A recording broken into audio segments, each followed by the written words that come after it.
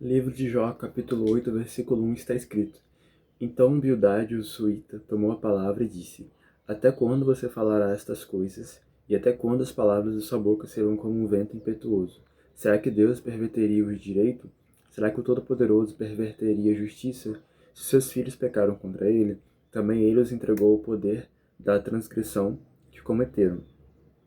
Mas, se você buscar a Deus e pedir misericórdia ao Todo-Poderoso, e se você for puro e reto, ele, sem demora, despertará para ajudá-lo, e restaurará a justiça do seu moado. O seu primeiro estado parecerá pequeno, comparado com a grandeza do seu último estado. Seja muito bem-vindo, essa é a continuação da série de vídeos que nós estamos fazendo sobre a história de Jó. E nesse momento nós vemos a primeira fala que o segundo amigo de Jó realiza. Nesse caso, o nome dele é Bildade. E Bildade também reflete o raciocínio errado que eles tinham de que a pessoa que está passando por sofrimento, como Jó, estava fazendo isso por causa de algum pecado escondido dela. E é isso que Bildade revela em suas palavras. Ou não é isso que ele diz aqui no versículo 4, que se os filhos de Jó pecaram contra o Senhor, então o Senhor entregou Jó ao poder da transgressão que eles cometeram. Ou seja, aqui revela algo que é chamado na teologia de justiça retributiva. Isso também é muito presente no livro de Salmos, onde a pessoa que faz algo é retribuída aquilo que ela faz. Então, de acordo com a Bildade, se os filhos de Jó, que a gente leu antes, faziam vários banquetes, cometeram um pecado, então é possível que Jó esteja pagando o pecado dos filhos. Mas nós sabemos que isso é totalmente errado. E Bildade continua o seu raciocínio ao dizer que se Jó buscasse a Deus e pedisse misericórdia, se fosse puro e reto, então Deus faria com que o primeiro estado dele, ou seja, o estado que ele tinha antes desse momento de dor e sofrimento, fosse muito menor em relação ao último estado. Mas isso é algo que já estava acontecendo. O Jó já era um homem puro, já era reto, mas e buscava também o Senhor e a sua misericórdia. Mas isso não impediu com que Jó passasse por todo esse sofrimento, como nós estamos falando aqui ao longo de toda essa série de vídeos. Continuemos. Versículo 8. Por favor, pergunte agora aos que são de gerações passadas, e atente para a experiência dos pais deles, porque nós somos de ontem e nada sabemos, pois os nossos dias sobre a terra são como sombra. Será que os pais não ensinarão falando com você? Será que do próprio entendimento não proferirão essas palavras? Pode o papiro crescer fora do pântano? Ou cresce o junco sem água, quando estão verdes e ainda não foram colhidos? Secam antes de qualquer outra erva. São assim as veredas de todos que se esquecem de Deus, e a esperança dos ímpios perecerá. A sua firmeza será frustrada, e a sua confiança teia de aranha. Ela se encosta em sua casa, mas ela não resiste. Agarre-se a ela, mas ela não fica em pé. Ele é vistoso diante do sol, e os seus renovos se espalham pelo jardim. As suas raízes se entrelaçam no montão de pedras e penetram até as muralhas. Mas te arrancam do seu lugar, este o negará, dizendo: Eu nunca vi você. Eis no que deu a sua vida, e do pró brotarão outros. Eis que Deus não rejeita o íntegro, nem toma os malfeitores pela mão. Ele encherá a sua boca de riso e os seus lábios de alegria. Os que odeiam se cobrirão de vergonha, e a tenda dos ímpios não subsistirá.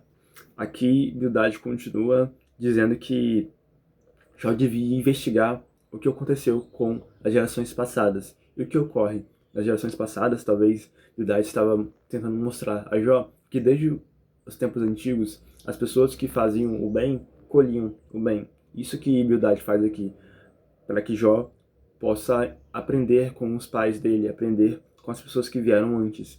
E aqui também ele vai falar: pode o papiro crescer fora do pântano ou cresce o junco sem água? É evidente que não. Aqui ele está dizendo que o lugar que nós viemos tem tem muita influência e determina o modo com que nós iremos viver a nossa vida. Então, é do mesmo modo como o papiro que cresce fora do pântano e o junco que cresce sem água e seca antes de qualquer outra erva, ou seja, não é colhido da forma certa, esse também é, de acordo com a Bildade, aqueles que se esquecem de Deus e aqueles que andam com impiedade, aqueles que não andam de acordo com os princípios. E então a sua firmeza é frustrada e a confiança dessa pessoa é como uma teia de aranha, ou seja, é algo que não tem fundamento, é algo que é infundamentado. Então, aqui Bildade vai dizer para ele Jó buscar a Deus, se reconciliar com o Senhor, como se Jó não já fizesse isso antes, não é mesmo? Como se Jó não vivesse de fato uma vida em comunhão com Deus.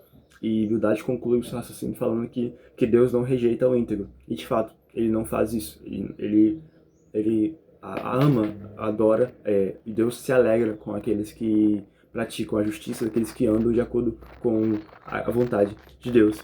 E mais uma vez ele vai falar que Deus enche a boca de riso das pessoas que andam em integridade e seus lábios de alegria. A alegria é uma palavra-chave aqui. Jó estava num momento de tristeza, de sofrimento, de luto, realmente, mas Bildade vai dizer que aqueles que buscam o Senhor terão a sua boca cheia de alegria. Não era o caso de Jó nesse momento. É claro que Deus sim quer que nós nos alegremos, Ele quer que nós tenhamos a nossa total satisfação nele, mas também existem momentos, como no caso de Jó, em que o luto, a tristeza e a dor são necessários. Então também é necessário que nós saibamos discernir os tempos.